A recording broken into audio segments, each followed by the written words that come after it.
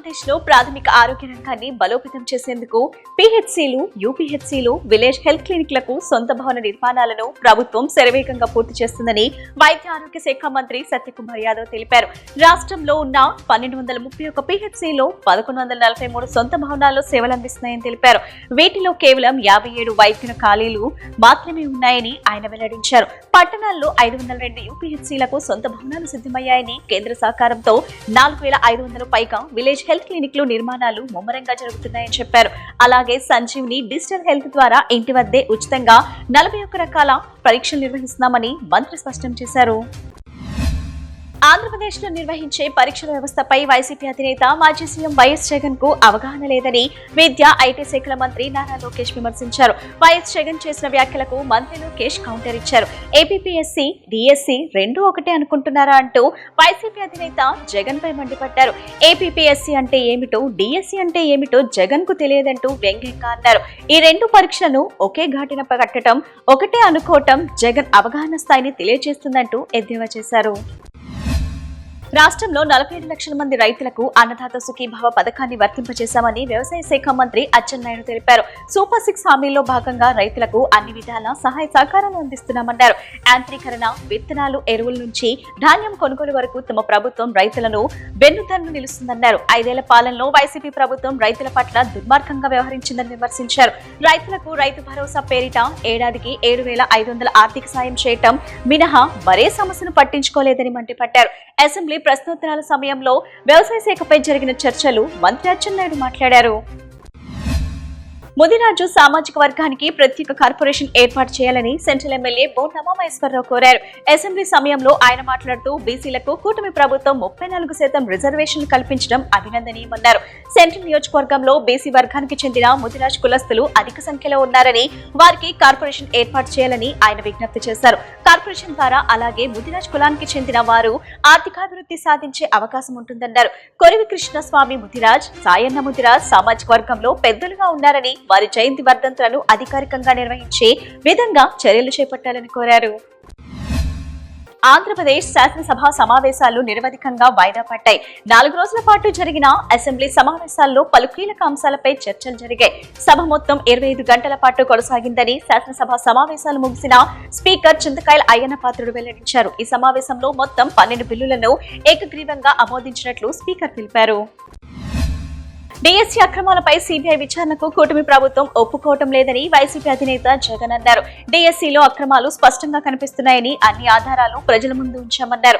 ఈ అవకతవకలపై సీబీఐ విచారణ జరిపించాల్సిందేనని ఆయన స్పష్టం చేశారు. చట్టసభల్లో ప్రధాన ప్రతిపక్షానికి సమయం ఇవ్వాల్సింది వస్తుందని, తమకు హోదా ఇవ్వలేదన్నారు. కౌన్సిల్లో సమయం ఇవ్వకుండా బౌలింగ్, ఫీల్డింగ్ లేకుండా తండ్రి కొడుకులు బ్యాటింగ్ చేస్తున్నారని చంద్రబాబు, లోకేష్ ను ఉద్దేశించి జగన్ వ్యాఖ్యానించారు. డిఎస్సీ అక్రమాలపై పోరాడుతున్నామని, తమ హయాంలో నిర్వహించిన ఏపీపీఎస్సీ గ్రూప్ 1 పై కూటమి ప్రభుత్వం ఆరోపణలు చేస్తుందన్నారు. ఫస్ట్ ర్యాంక్ వచ్చిన నవీన్ సర్టిఫికేట్ వెరిఫికేషన్ కు రాలేదనే సాకుతో ఉద్యోగం ఇవ్వలేదని చెప్పడాన్ని జగన్ తప్పుపట్టారు. మీ సేవ ఉద్యోగులకు కూటమి ప్రభుత్వం న్యాయం చేయాలని సిపిఐ రాష్ట్ర కార్యదర్శి గుజ్జల ఈశ్వరయ్య డిమాండ్ చేశారు. యువగలం పాదయాత్రలో నారా లోకేష్ వారికి ఇచ్చిన హామీలను అమలు చేయాలని కోరారు. గత ప్రభుత్వ నిర్లక్ష్యం వల్ల 607 మంది ఉద్యోగులు వీధుల పాలైతే కూటమి ప్రభుత్వం కూడా పట్టించుకోకపోవడం దారుణమన్నారు. ఇచ్చిన హామీకి అనుగుణంగా వారందరినీ తిరిగి విధుల్లోకి తీసుకుని న్యాయం చేయాలని డిమాండ్ చేశారు. లేని పక్షంలో ఆందోళన తీవ్రతరం చేస్తామని హెచ్చరించారు. అనంతపురం జిల్లాలో ఎల్నినో ప్రభావం తీవ్రంగా ఉందని రాప్తాడు ఎమ్మెల్యే పరిటాల సునీత తెలిపారు. నియోజకవర్గంలో 1000 అడుగుల బోరు వేసినా నీరు దొరకని పరిస్థితి ఉందన్నారు. రూరల్ మండలం పరిధిలో 70,000 వాటర్లో ఉన్నారని, అనేక కాలనీలో తాగునీటి సమస్య ఉందన్నారు. ఇప్పటికే ట్యాంకర్ల ద్వారా తాగునీరు సరఫరా చేస్తున్నారని, అయితే ఆ నీరు సరిపోవటం లేదన్నారు. అదనంగా మరిన్ని ట్యాంకులు పెట్టాల్సిన అవసరం ఉందన్నారు. చాలా గ్రామాల్లో నీటి ఎద్దడి ఉందని ఆమె వివరించారు. 2047 నాటికి భారత్ ను వికసిత్ భారత్ గా తీర్చిదిద్దడంలో యువత కీలక పాత్ర పోషించాలని బీజేవైఎం రాష్ట్ర అధ్యక్షుడు సునీల్ రెడ్డి పిలుపునిచ్చారు. భారతీయ జనతా యువ మోర్చా ఆధ్వర్యంలో Viksit Bharat young political leaders dialogue కార్యక్రమాన్ని ఈ నెల 22, 23 తేదీల్లో విజయవాడలోని school of planning and architecture లో నిర్వహిస్తున్నట్లు తెలిపారు. బీజేపీ రాష్ట్ర కార్యాలయంలో గురువారం నిర్వహించిన పాత్రికేయుల సమావేశంలో ఆయన మాట్లాడారు. దేశ నిర్మాణంలో రాజకీయాలతో పాటు వివిధ వృత్తుల్లో ఉన్న యువత భాగస్వామ్యం కావాలన్న లక్ష్యంతో ఈ కార్యక్రమాన్ని రూపొందిస్తున్నట్లు సునీల్ రెడ్డి తెలిపారు. 25 నుంచి 35 ఏళ్ల మధ్య వయసున్న యువతను ఎంపిక చేసి 28 జిల్లాల నుంచి సుమారు 500 మంది ప్రతినిధులను సదస్సుకు ఆహ్వానిస్తున్నట్లు చెప్పారు. ఇంద్రకీలాద్రిపై కొలువు తీరిన శ్రీ కనకదుర్గమ్మ వారికి 21 లక్షల విలువైన బంగారు ఆభరణాన్ని భక్తులు సమర్పించారు. విజయవాడ సీతారాంపురానికి చెందిన భక్తురాలు తవ్వ పుల్లమ్మ తమ కుటుంబ మిత్రుడైన అమ్మవారి ట్రస్ట్ బోర్డు సభ్యుడు రాంబ్రహ్మం ప్రోత్సాహంతో ఈ విరాళాన్ని అధికారులను కలిసి అందజేశారు. శ్రీ అమ్మవారి ఉత్సవాల నిమిత్తం 141 గ్రాముల బరువు గల బంగారు రాధాకృష్ణుల ఆహారాన్ని ఆమె అందజేశారు. టెంపుల్ సూపరింటెండెంట్ సత్యనారాయణ దేవస్థానం తరపున ఈ హారాన్ని స్వీకరించి ఇందుకు సంబంధించిన రసీదును దాతకు అందజేశారు. ఈ హారాన్ని ప్రత్యేక పూజలు అనంతరం అమ్మవారి అలంకరణకు ఉపయోగిస్తారని ఆలయ వర్గాలు తెలిపాయి. భారతదేశానికి యువ ప్రధానమంత్రిగా మహోన్నత సేవలు అందించిన స్వర్గీయ రాజీవ్ గాంధీ ఆశయ సాధనే కాంగ్రెస్ పార్టీ ధ్యేయమని విజయవాడ నగర కాంగ్రెస్ పార్టీ అధ్యక్షుడు నరహర్శెట్టి నరసింహారావు అన్నారు. ఐటీ టెక్నాలజీకి ఆదిడు రాజీవ్ గాంధీ అన్నారు. పార్టీ ఫిరాయింపులు చట్టాన్ని తీసుకొచ్చి దేశ ప్రజలకు దిశ చూపిన మహనీయుడు అన్నారు. పంచాయతీరాజ్ వ్యవస్థని బలోపేతం చేసి స్థానిక సంస్థలకు విలువ పెంచారన్నారు. దేశ ఆర్థిక రంగంలో అనేక సంస్కరణలు తీసుకొచ్చి దేశ అభ్యున్నతికి విశేష కృషి చేసిన దేశభక్తుడు రాజీవ్ గాంధీ అని ఆయన సేవలను స్మరించారు.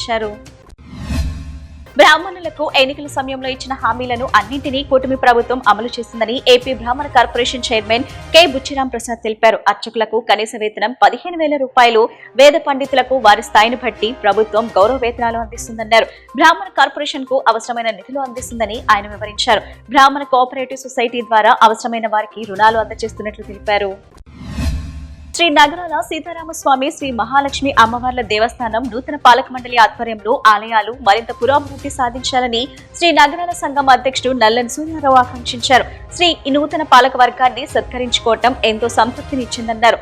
బేసికొంటేశ్వరుడు నేతృత్వంలో ఈ సంఘం ఆలయాలను అభివృద్ధి పదంలోకి తీసుకువెళ్తుందన్న విశ్వాసాన్ని వ్యక్తం చేశారు.